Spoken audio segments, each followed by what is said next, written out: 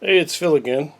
I wanted to give you an update on this green tea and black tea thing I had going on. Where I was talking about, getting away from tea bags. Okay, now everybody knows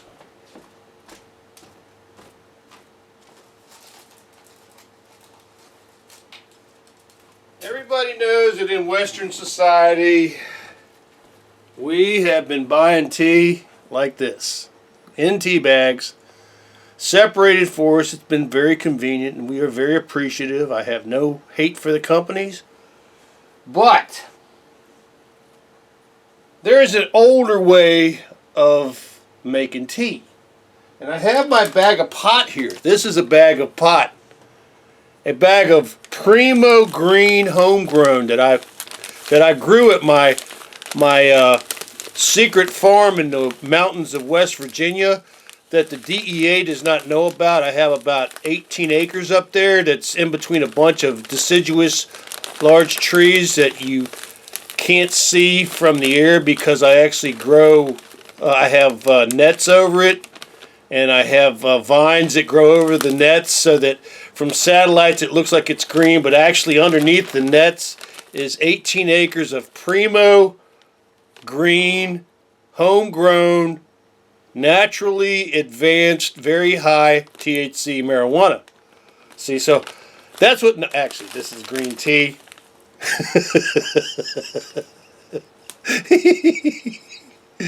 But please don't go up to my 18 acres. I have people up there that protect it for me. Okay. But anyway, this is a green tea I got from an Afghani market probably about I guess 4 months ago. Okay, and as you can see, it's nice and loose. That's actually green tea. I swear to God, it looks just like pot. It looks just like pot. Anyway, there's the green tea. And I got this premium tea from an Indian market in Chantilly, Virginia about, I guess 6 years ago. And I was talking about making, I call it a roux. When we were cooking, I cooked for Marriott for 5 years. And we would make a roux of a base for gravy. And we would put six of these, they're like a half-gallon carton of gravy base, and then you would put like 6 chunks of I actually think it was margarine. I don't think it was butter. But we'd take 6 chunks, 6 pounds of margarine, put it in there, and put like 2 gallons of milk, and then put some water in it. We'd mix this up and make this gravy for our people that we fed. So it's a roux. We call it a roux. So I'm making a roux to put into, let me go get the container.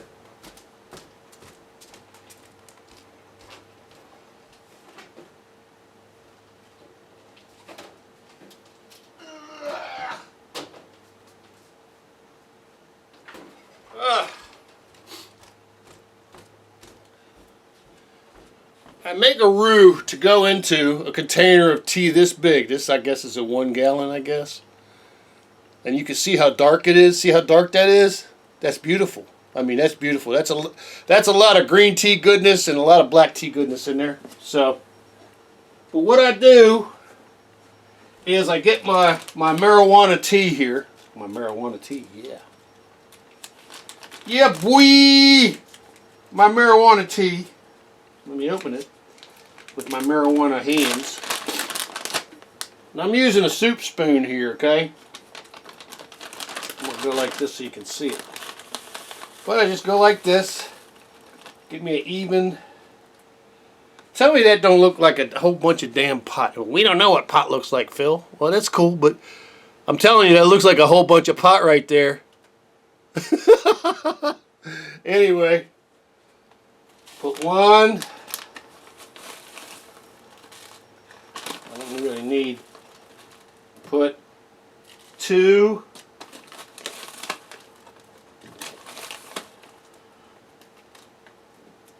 And put 3 in there.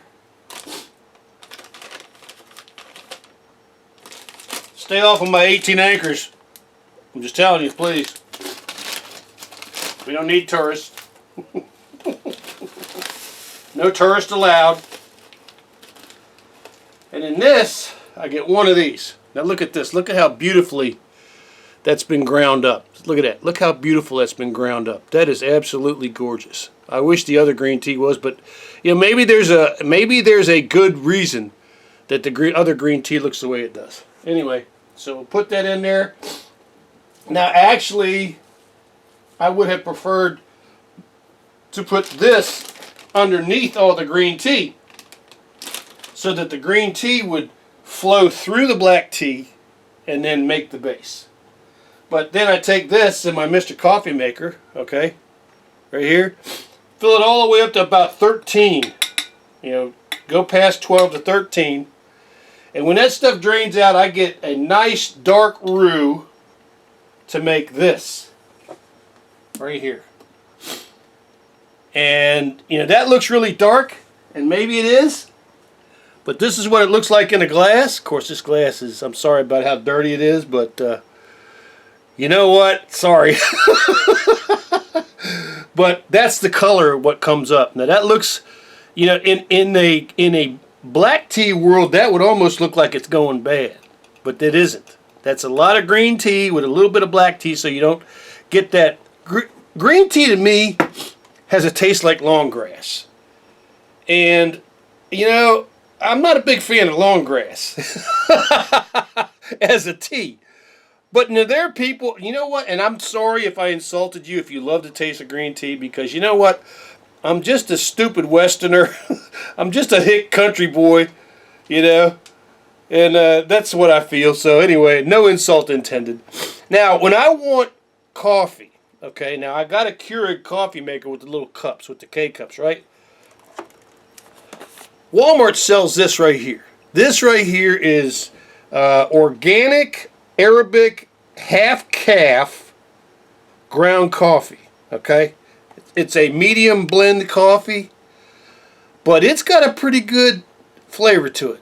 It's just on the edge of being got a little bit bite to it, you know? So when I need coffee, I got that for coffee, but I don't drink that much coffee anymore, so this sort of fits me perfectly.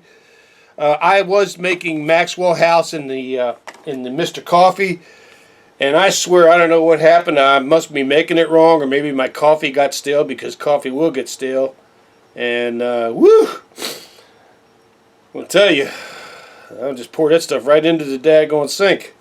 But I wanted to give you this update about the tea because this makes a wonderful roux. I'm going to make this as soon as the video's over. I got an entire one of these. It's empty almost right now, and I want to go ahead and make it before I leave, because when I get home it'll be nice and ice cold. Always recommend you put your teas in the refrigerator that you make, please, because if you don't, they won't last. They'll last about 2 days, and then there's a organic reaction in the tea with the bacteria in the air, and it starts eating the tea. And then you get this lovely, just a lovely flavor. You don't ever want to drink that. And that's one of the things about when you get tea out at like McDonald's or Hardee's or any place you get tea out. You need to be real careful when you get tea out of a container that it's been sitting in, because they need to change that tea every day. Every day. Because if it's sitting out unrefrigerated, it's working. I call it working because that's what's happening. It is actually degrading. So the last thing you want to do, I had a friend of mine about 15 years ago, we went to a McDonald's, we were working together, we went to a McDonald's in Crystal City, and the first thing I do, because I always get tea, I don't get soda, because you know I hate soda with a passion, but I got unsweet tea, and I ran the unsweet tea out in the cup, and I smelled it, because if you smell it, once you ever smelled the smell of rotten tea, you never forget it. And I smelt that smell, and I said, oh my God, it's bad. My friend's name was Bob, and I said, I saw Bob started getting some sweet tea. I said, Bob, dude, you sure you want to do that? Oh, shut up. So he got that tea, and he ate his burger on the way back. I was giving him a ride to work during that time. We were meeting at a commuter lot. And we got back to the commuter lot. And Bob got out in the car and said, I don't feel good. He went, brah. I said, hey, how's that tea, Bob? He said, fuck you. So I just wanted to give you an update on this green tea and this black tea situation, because this is actually a big change in my life now, because this works, because this is as organic as it gets, okay? And green tea is supposed to be really, really, really good for you, okay? But like I said, the flavor of green tea is not something I'm used to. If you add just a little bit of black tea to it, this is 3 to 1. 3 green teas to 1 black tea.